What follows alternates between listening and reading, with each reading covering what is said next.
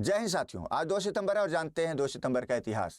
2 सितंबर 1945 वह तारीख है जब द्वितीय विश्व युद्ध जापान के मित्र राष्ट्रों के सामने आत्मसमर्पण करने के दस्तावेजों पर हस्ताक्षर करने के साथ औपचारिक रूप से समाप्त हुआ था।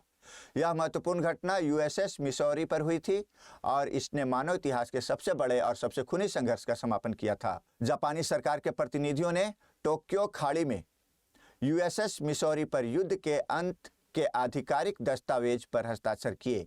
राष्ट्रपति हैरी एस ट्रूमैन ने युद्ध विभाग द्वारा तैयार किए गए दस्तावेज को मंजूरी दी थी। इस समारोह के दौरान जनरल डगलस मैकआर्थर ने अपना उद्घाटन भाषण दिया था। जापान पर 2 परमाणु बम गिराए गए थे 6 अगस्त 1945 और 9 अगस्त 1945 को, जिसके बाद जापान ने 15 अगस्त 1945 को पोट्सडैम घोषणा स्वीकार करने की घोषणा की थी। सोवियत संघ भी जापान के खिलाफ युद्ध की घोषणा कर दी थी, जिससे जापान पर दबाव और ज्यादा बढ़ गया था।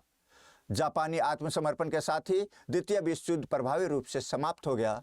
इस दिन को जापान पर विजय दिवस के रूप में भी मनाया जाता है।